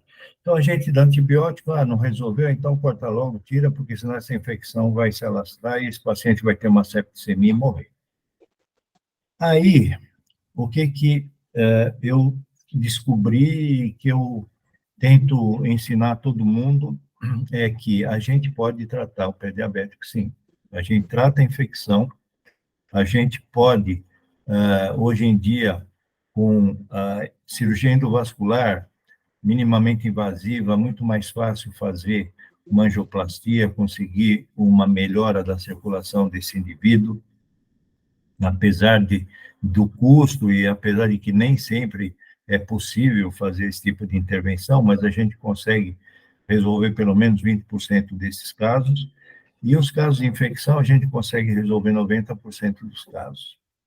A gente consegue tratar osso com osteomielite, onde a maioria dos colegas mandam remover esse osso porque não tem solução, e eu digo para vocês que tem, a gente trata, a gente combate aquela infecção, a gente refaz aquele osso, a gente salva 90% desses pés. E eu não vou entrar em detalhes técnicos, né? Mas o meu projeto de vida hoje é tornar essa informação cada vez mais acessível. E eu estou trabalhando nisso com um grupo onde um dos meus filhos é um parceiro, onde a gente pretende fazer um aplicativo acessível tanto para a área da saúde quanto para qualquer indivíduo, que vai trazer muita informação e muita orientação nos cuidados dos pés, né? Não sei se respondi. Respondeu, e que incrível essa sua história, e você falar aqui que se sentiu médico somente há 13 anos atrás, e isso, eu como profissional de saúde, cheguei a me arrepiar, assim, que é bem impactante e emocionante, e é uma realidade, né? Mas eu acho que você, João, eu vi lá pelo seu mini currículo ali, sua mini bio, que você é um pesquisador curioso ou professor pardal? Que eu vi que você inventou, queria até que você falasse isso, você desenvolveu uma fonte de radiação luminosa para tratamento do pé diabético, que acho que é essa luz que você está falando, né, de tratamento RL50. Eu queria que você falasse um pouquinho dele, e principalmente me chamou a atenção por conta de ser um equipamento, um tratamento de baixo custo, é isso? Sim. Então, e é diferente do laser vermelho, aquele laser que a gente usa para... É diferente, mas diferente? no fundo é o mesmo efeito. Então, olha, em 1987, o meu consultório ficou cheio de feridas, né? Tinha muita gente com ferida nas pernas. Não era muito pé diabético ainda. Tinha também, mas a maioria eram úlceras, geralmente varicosas, tal. E o que a gente tinha na época? Nada, né? Eram 2, 3 pomadinhas e enfaixava, bota de una e acabou. E aí eu comecei a procurar alguma alternativa nova. E olha, naquela época, quando falava em laser, ninguém sabia o que era, nem eu, não sabia o que era laser. E procurei um amigo que é físico na USP para me explicar o que era laser, né? Aí eu comecei a entender o sistema, o aparelho, que tipo de luz que era aquela, etc, etc. Aí eu fui procurar um equipamento um laser de baixa potência, que a gente chama, ou de baixa energia, né, para fotobiomodulação. Na época também ninguém sabia o que era fotobiomodulação, ninguém sabia nada, nem eu. Eu comecei do zero, tratando as pessoas, e aí eu comecei a fazer pesquisa. Aí eu entrei para o campo da pesquisa para ninguém me chamar de charlatão, porque o cara tratando uma ferida com uma luzinha vermelha na mão, falava, esse cara é louco, charlatão, etc. Aí, na Escola Paulista de Medicina, a gente fez o primeiro trabalho em cicatrização de pele de rato, depois no Instituto Adolfo Lutz eu fiz um trabalho de tratamento de herpes, e à medida que a coisa foi evoluindo, eu comecei a dar curso de laser para médico, 10 anos depois, eu me interessei pela terapia fotodinâmica, que era um assunto que eu não entendia nada, onde a gente usa um corante junto com a luz, né? Na época, laser. Bom, para quê? Principalmente para tratar, pelo menos era na época, para tratar tumores. Mas também foi muito usado na oftalmologia, o Rafael sabe disso. Geração de mácula. Doença de mácula, degeneração de mácula, etc. A gente, eu fui me interessando cada vez mais e resolvi voltar para a escola. Eu já tinha 50 anos de idade, meus filhos já estavam grandes, e eu resolvi voltar para a faculdade para estudar mais um pouco, fazer meu mestrado, e escolhi como tema tratar tumores. Então, era com a turma, como eram tumores superficiais, eu trabalhava junto com a oncologia e com a dermatologia. Só que antes, quando eu levei o projeto, eu queria aqueles corantes tradicionais, que eram corantes americanos, cuja ampola custava $1.000 cada uma, e um laser de $100.000, né? Achando que a universidade ia bancar tudo isso. E, para minha surpresa, eles falaram, não, nós não temos dinheiro, só você procura um patrocinador. E aí eu saí muito frustrado dali e fui estudar a história da terapia fotodinâmica. A sorte que nessa época a gente já tinha internet e tinha mais acesso à informação, e consegui descobrir que a terapia fotodinâmica, o primeiro relato foi feito com a luz do sol. Depois, as fontes iniciais eram fontes filtradas, com vários tipos de luz diferentes, e que naquela época, em 1998, que eu comecei, eu tinha fontes de luz acessíveis no mercado e que eu podia transformá-las, né? Como desde criança eu fui meio pardal mesmo, tinha projetor de slide, fazia meus brinquedos, fazia meus microscópios e tudo mais, eu falei, eu vou desenvolver uma fonte de luz. E fiz. E fiz baseado num secador de cabelo, porque o secador de cabelo é autoventilado, né? Com alta temperatura, então ele não derrete na tua mão, não queima a tua mão, ele tem uma ventilação forçada, e a partir de um secador de cabelo eu mudei todo o sistema interno, mantive a refrigeração e troquei a fonte por uma fonte luminosa, filtrada, etc. Aí, quando eu tinha essa fonte pronta, será que funciona ou não? Aí um amigo, um engenheiro da USP, levou para um professor dele, que adorou a ideia, mandou me chamar, e a partir daí me apresentou para um outro professor da USP, que trabalha com moléculas suapativas, que é o professor Maurício Batista, e fiz parceria com eles, e de repente eu estava com uma forma de tratamento com azul de metileno e a minha fonte de luz, e a partir daí tratei melanoma, fiz todo o meu mestrado em cima disso, e até que um dia me aparece no consultório um dedo que é para amputação, e eu falei, poxa, eu estou tratando tumor, estou tratando fungo, será que não vai funcionar? E eu propus para o paciente, você vem aqui todos os dias agora, a gente vai fazer, vamos ver se salva. E salvamos, aquele foi o primeiro caso. Então, a partir daí, bom, mas aí a evolução tecnológica também veio. Então, eu fui procurado por um industrial que me viu, sei lá onde, na mídia, em algum lugar, e me trouxe os LEDs de alta energia, que não existiam ainda quando eu comecei com o meu aparelhinho. Agora temos LEDs de alta energia. Então, o que importa?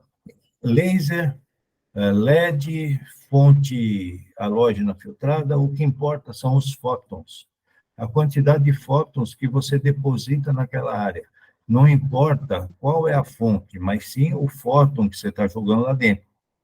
Então, a partir do momento que você consegue calcular, e é fácil, a dose de energia que você está depositando ali, qualquer uma dessas fontes funciona. Sendo que o laser, apesar de ser lindo, maravilhoso, etc., ele é pontual. Então, se você vai tratar uma ferida grande, uma extensão muito grande, aponta, ponto, você passa o dia para tratar um paciente. Quando você usa uma fonte de LED ou uma fonte filtrada, você atinge uma área bastante grande e rapidamente, em 5, 10 minutos, você trata uma área grande. Então, você ganha tempo e você pode atender mais gente. Além disso, essas fontes são de baixo custo, e o corante que a gente usa, que é azul de metileno, que já é um corante que foi desenvolvido em 1876, conhecidíssimos, todo mundo sabe as contraindicações, são pouquíssimas, né? Então, você usa com muita segurança. E é barato. Eu fiz um primeiro levantamento, logo no início, o quanto custava uma cirurgia de amputação e quanto custava um tratamento de um pé, que não foi amputado.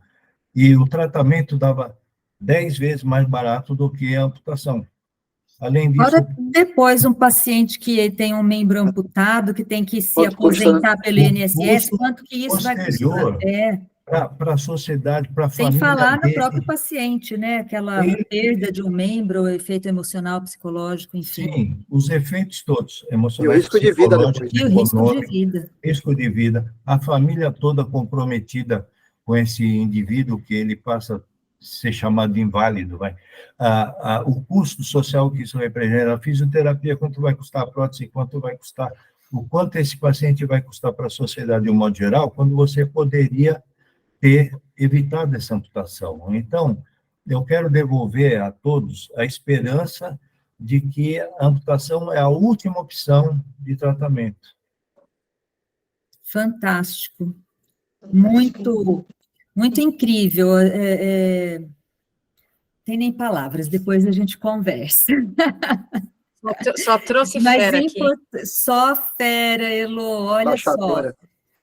Inclusive, Elô, conta a sua história, já que a gente está falando de pé, você teve pé diabético. Fala teve ou fala tem? Eu tenho. Tem um pé diabético. Eu tenho pé diabético. Conta a sua história aqui para gente, que nada melhor do que ter alguém relatando o seu próprio caso, né? Você sabe que o projeto Eloibete me trouxe essas figuras que se tornaram grandes amigos e me trouxeram muito conhecimento que eu não tinha. Então, em 2000, eu tive uma retinopatia diabética, consequência de um diagnóstico errado, onde eu fui tratada durante 1 ano como pneumonia, que eu tinha infecção urinária. E lá na retinopatia, como diz meu grande amigo aqui, Rafa, eu já tinha alguma complicação e que não foi investigada. Então, eu fui descobrir a questão do pé depois de muito tempo.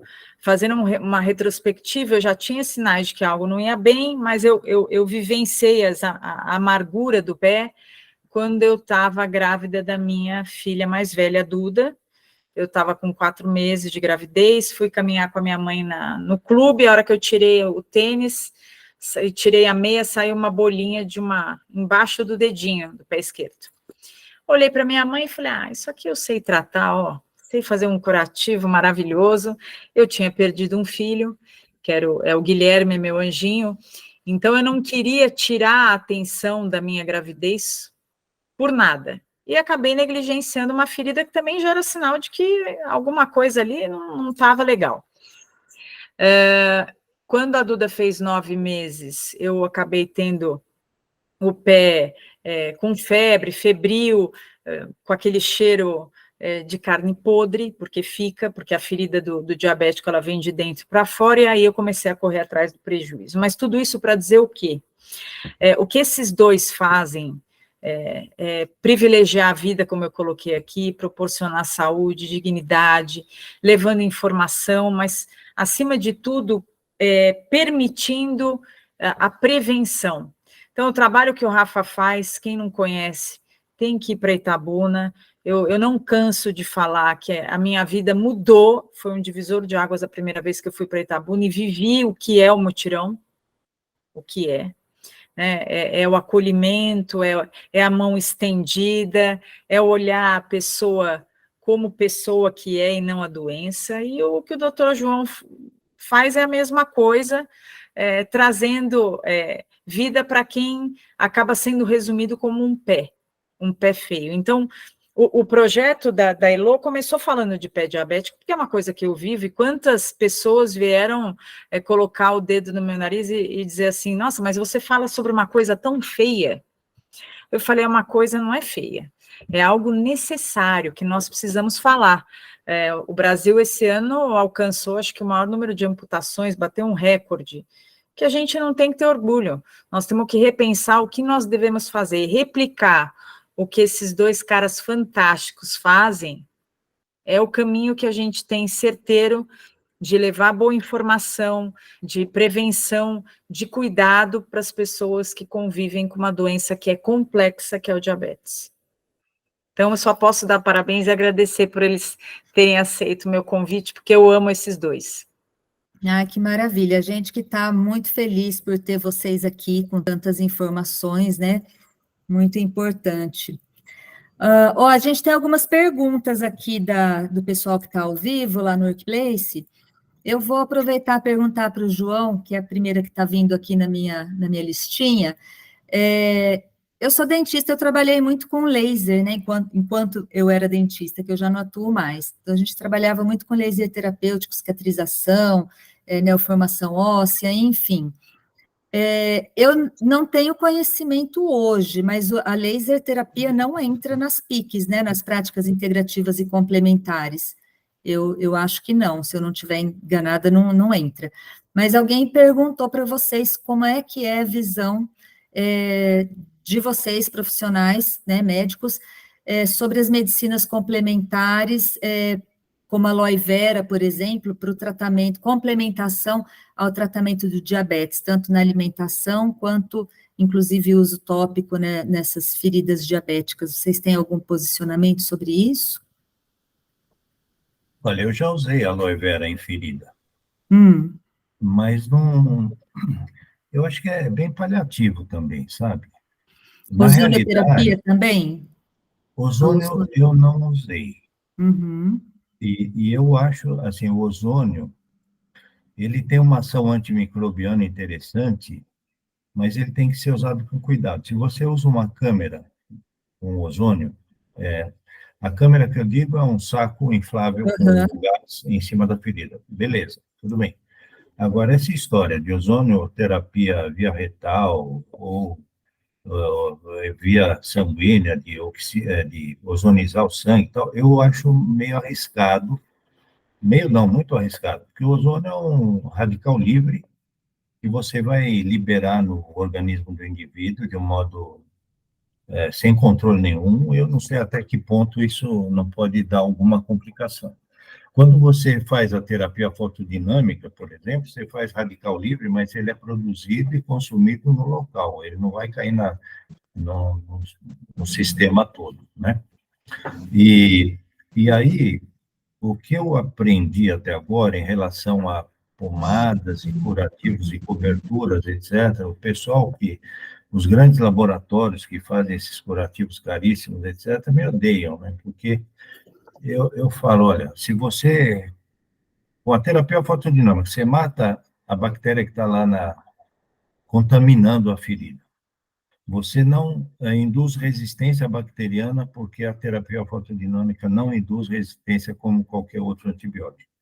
Você está fazendo a bioestimulação do tecido.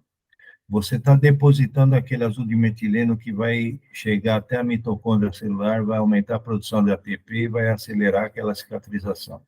Então, os nossos pacientes do SUS, que nós atendemos no SUS, em São Bernardo, Santo André, porque a Faculdade de Medicina do ABC atende esse povo, e pode não ter, tem o TUS, mas não tem aquela outra validação lá que é obrigatório o plano de saúde pagar, etc., esqueci o nome agora, mas a gente atende SUS e o curativo é seco. Você faz a terapia fotodinâmica, gás e faixa, acabou. E funciona muito. Essa terapia, ela está disponível só lá, por enquanto? Então, para a rede pública? Para a rede pública está lá em Santo André, São Bernardo. Uhum. Eu fiquei sabendo que o pessoal do Paraná, de Maringá, está fazendo. O pessoal do Espírito Santo já me procurou, já conversamos, eles estão tentando implantar isso lá no Espírito Santo, o pessoal do Eliud. O pessoal na Itália já copiou, está fazendo. O pessoal na China já copiou e está fazendo. E o pessoal na Venezuela está usando o nosso algoritmo para prever o risco da amputação. O pessoal da Indonésia está usando o nosso algoritmo para prever o risco de amputação. Então, aos pouquinhos, a gente está espalhando. E uma andorinha só não faz verão, por isso que eu te falei aquela história do aplicativo, que a ideia é arruma um instrumento que não vai ter um custo excessivamente alto e que pode levar a informação Fantástica a do ideia do planeta. aplicativo. Quero conversar também. A Elô pode me passar seu contato? Lógico. Meu contato é... Minha vida é um livro aberto, né, Rafael? Tô com tudo na mão. Você viu que eu domino aqui, hein? Tá bom. Edmar, eu queria que você falasse, porque foi falado da aloe vera na alimentação também. Eu nem sabia que comia aloe vera, né? Consome, é uma bem específica, né? Até quando a gente fala, doutor João, eu vou me defender. Eu não sou essa nutricionista aí que fica proibindo tudo. Ah lá, ela tinha Já levantado a mão lá no fase. começo, já teve o direito de resposta. Já passou essa fase, né? Eu acho que cada vez mais a gente tem aí a questão da epigenética, a questão da diminuir o processo inflamatório, né? Então, quanto menos alimentos industrializados, ou a gente até, como eu falei, eu ensino a entender a ler o rótulo, porque eu atendo comunidade. Assim como vocês, eu também atendo em praça pública, e quantos pacientes eu atendo que estavam fazendo uso de insulina, fazendo uso de medicamento e nunca passaram no nutricionista, né? Então, ele corrige ali com a insulina ou com o medicamento que o médico troca, e a gente sabe que, infelizmente, é difícil também esse profissional no SUS, ou essa equipe dar conta de atender a demanda, né? Então, quando a gente fala em paliativos, né, alimentos, no consumo é uma doença nutricional. A gente sabe que precisa mudar, fazer essa mudança alimentar, diminuir os riscos de processos inflamatórios. A gente tem aí uma série de quando a gente pega em fitoterapia, de mitos e de verdades no consumo de alimentos. Eu falo sempre, a gente precisa tomar muito cuidado, né, para que a gente não complique outras coisas, ou para que a gente não iluda a pessoa. Porque às vezes ela acredita que ela vai consumir aí aloe vera, né? É difícil fazer, você tem que abrir a folhinha, tirar assim um creme, vai fazer lá, é trabalhoso, e a quantidade a ser consumida também é grande, né? Para que a gente tenha um efeito para tratamento fitoterápico. Quando a gente fala em recomendações, tem várias coisas, mas eu sempre peço muito para que a pessoa tome cuidado, né? Para que ela siga as orientações medicamentosas e que ela entenda que ela precisa fazer mudança alimentar. E quando eu falo da diminuição dos processos inflamatórios, é muito importante essa mudança no comportamento, e ela entender que ela precisa mexer muito mais com o emocional, né? O diabetes mexe muito com o emocional. Então, ela precisa entender o alimento, ela precisa conhecer.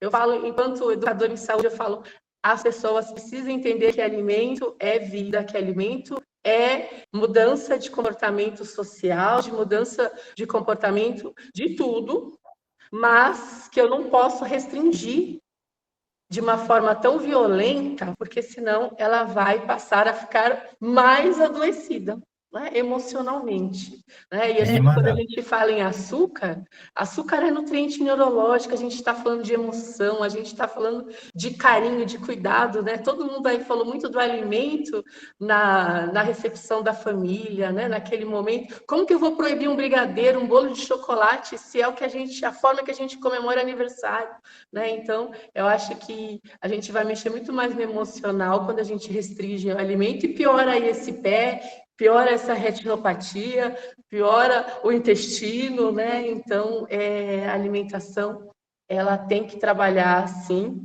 e eu tenho muito cuidado, quando a gente fala no paciente diabético, na oferta aí de uma série de fitoterápicos, né? Na verdade, Consumo de uma série de outros itens, a gente precisa tomar muito cuidado na oferta, porque é aquele mito também, eles são né? importantes, sim, mas eu preciso entender como está esse processo inflamatório todo, porque senão não vai ter efeito nenhum. Acho que entra aquele mito também de que é natural, não faz mal. E não é assim, né? Não é porque é natural, está na natureza, que não faz mal. É muito importante se atentar. E tem uma pergunta Às vezes aqui. até o medicamento, né? Quando a gente fala de processo inflamatório, às vezes você pega um paciente assim, que está com uma dosagem, aí essa dosagem triplica, vai só aumentando, entra 2, 3 medicamentos, e às vezes só de fazer uma mudança na alimentação, dele entender o quanto está inflamado esse intestino, de quanto ele precisa dessa mudança, o medicamento tem efeito, e aí ele consegue tratar isso de uma forma diferente, né? Ele começa a entender que os sintomas mudaram, que essa relação com o alimento também começa a mudar, ele começa a mudar, a preparar esses alimentos, a ter mais cuidado com aquilo que o outro fala para ele também. Ó, tem muita gente que respondeu aqui que toma o chá de aloe vera. A gente não está falando que não é para tomar, né? A gente está falando que tem que saber quando tomar, como tomar, e é aquilo que a gente fala, tudo tem que ser individualizado, nem tudo é bom para todo mundo o tempo todo, né? Então tem que ter esse cuidado. Tem uma pergunta aqui de uma moça, ela não fala qual é o tipo do diabetes dela, mas ela fala se através da alimentação é possível curar o diabetes. Aí ela não está falando se é o tipo 1 ou o tipo 2, o tipo 1 a gente sabe que não, né? Agora, o tipo 2, o que vocês dizem? Posso falar uma coisa antes? Depois eu passo a bola para o Rafa também. Existe uma cura que eu acho que é a única que nós temos acesso hoje, seja no 1 ou no 2, é a cura espiritual. E isso significa o quê? Você se aceitar no convívio com diabetes. Eu acho que o que essa pessoa está perguntando é a respeito da questão da... Quem tem pré-diabetes pode reverter o diabetes? Não, ela ficou diabética agora, ela colocou aqui, estou diabética desde maio deste ano. Bom, aí aquele impacto, eu acho, né? Aquele momento, eu acabei de ficar diabética, eu tenho um monte de dúvidas. É a revolta, é a negação, e isso faz parte, não adianta a gente falar que não, que faz. Ninguém opta por ter diabetes, mas é isso. Eu acho que a hora que você se aceita, a cura, ela vem. É uma cura para que você tenha uma vida mais leve, para que você consiga se aceitar, para que você consiga administrar a sua relação com comida, com emoções, com a sua identidade como um todo, enfim. Mas, Rafa, responda aí. Temos a cura do diabetes? Assim, através da alimentação? Assim, segundo a IDF, a Federação Internacional de Diabetes, então, 60% das pessoas que têm diabetes tipo 2 poderiam não ter com alimentação e atividade física, uma vida saudável, aquelas coisas que no mundo real, muitas vezes, a gente não consegue, ainda mais nesse mundo de hoje nosso, altamente conectado, acelerado, enlouquecido. Eu acho que uma boa resposta para isso é, com ou sem diabetes, é você viver bem.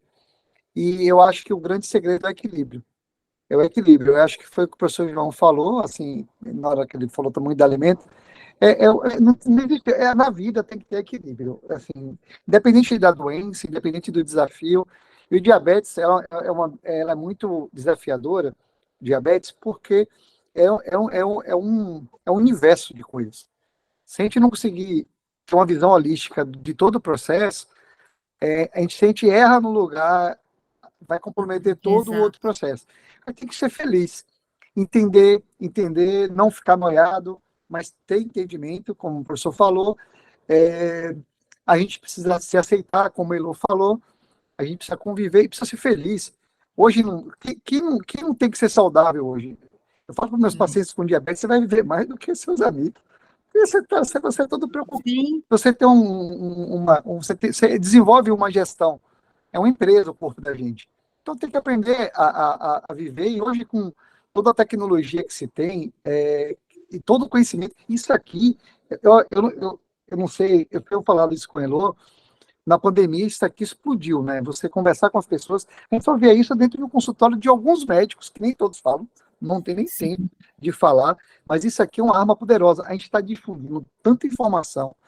Nossas 120 mil amigas aí do Brasil, vocês têm um papel fundamental nisso, porque imagine o que vai acontecer. Eu acho que vai existir uma revolução, está existindo uma revolução de conhecimento aí. Claro que tem muita coisa errada também, mas tem muita coisa certa também. Então, acho que tem que aprender e tentar buscar um equilíbrio de ser feliz, entendeu? E entender para ser feliz, fazer a gestão da sua vida. Isso é para quem tem diabetes, para quem não tem. Você pode até ter diabetes, mas o diabetes não lhe tem. Eu acho que essa é a frase que eu gosto de usar para as pessoas. Perfeita. Gente, eu quero dizer que eu ficaria aqui até esse restinho de ano com vocês. Vamos Tá marcar muito mais. bom, vamos marcar, com certeza. A audiência está aqui fazendo várias perguntas, não vamos ter tempo, mas depois a gente passa para eles responderem. Mais uma vez, agradecer demais a presença de vocês, Elô, por ter feito esse meio de campo com essas pessoas maravilhosas, Edmara, que está aqui com a gente. Eu vou pedir para cada um de vocês, então, deixar um recadinho final, e acho que pode ser um recado assim, a gente volta. A gente volta. Aí sim, eu vou Muito orgulho de ter participado, viu? Parabéns a vocês todas, parabéns pelo trabalho, e eu acho que isso orgulha o Brasil muito, assim, parabéns. Fico muito feliz e digo para você que o Grupo Mulheres do Brasil, por enquanto, só aceita mulheres, mas nós temos um grupo que tem homens, que é o Ciência na Saúde. Tem reitores, tem doutores, professores, pesquisadores, que esse movimento surgiu para tentar minimizar as consequências aí do desmanche que foi feito na ciência, na pesquisa, né?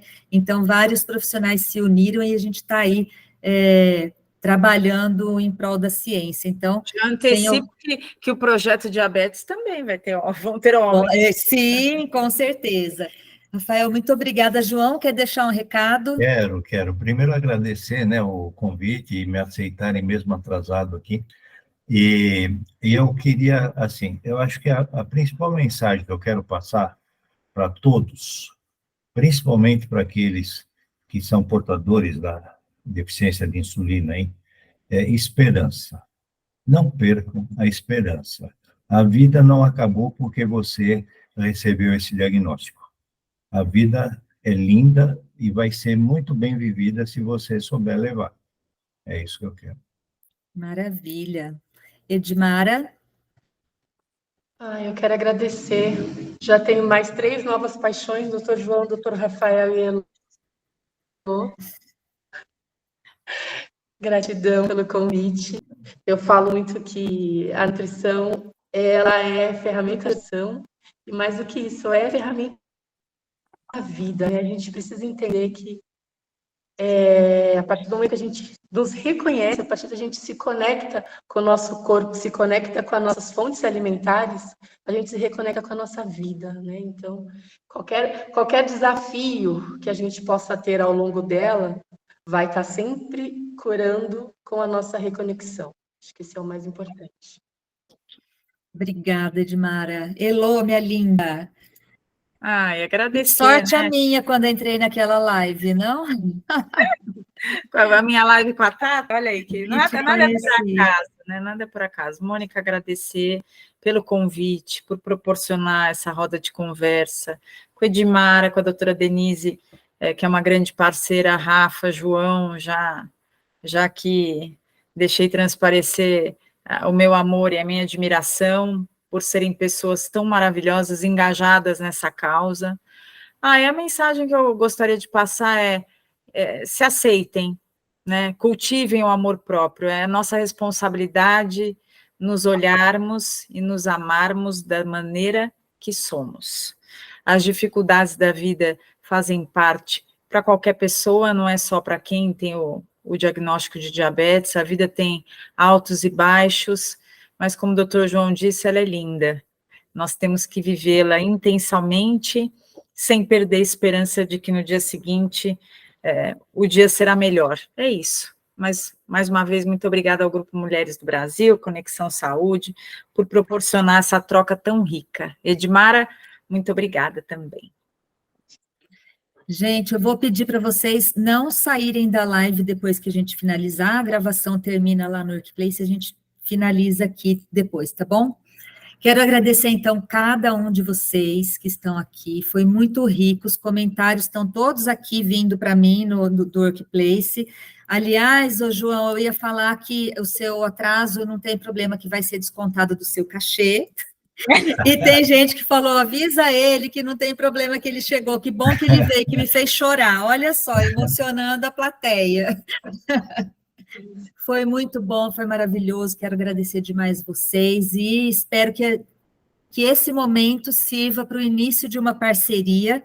O projeto Trilhas da Saúde, ele faz parte da Causa Saúde, do Grupo Mulheres do Brasil, que trabalha causas globalmente, então são ações que possam ser replicadas em qualquer parte, né, com metodologia, enfim, então eu acho que estou muito encantada e esperançosa de que desse encontro saia alguma coisa aí grandiosa para a gente cumprir com o nosso objetivo. Trilhas da Saúde tem por objetivo levar educação em saúde, então é isso que a gente faz aqui, e vocês trouxeram muita potência e muita riqueza de informações para a gente.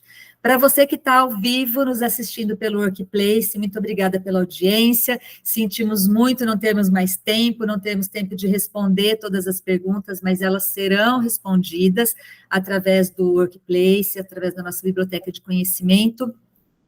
E para você que está no YouTube, também muito obrigada por estar nos assistindo. Nós somos o Grupo Mulheres do Brasil, essa é a Causa Saúde Conexão Global, e vocês podem acompanhar os nossos conteúdos dentro da biblioteca de conhecimento lá no Workplace. Se você ainda não faz parte do grupo, você pode fazer a sua inscrição no nosso site www.grupomulheresdobrasil.org.br. Agradecer também a Patrícia e a Érica, que estão aí na tecnologia, por trás aí dos bastidores, né? Muito obrigada, e obrigada por cada trilheira, que nós carinhosamente nos chamamos de trilheira. Obrigada por cada trilheira que, mais uma vez, contribuiu com esse trabalho colaborativo. Muito obrigada, boa noite a todos e a todas.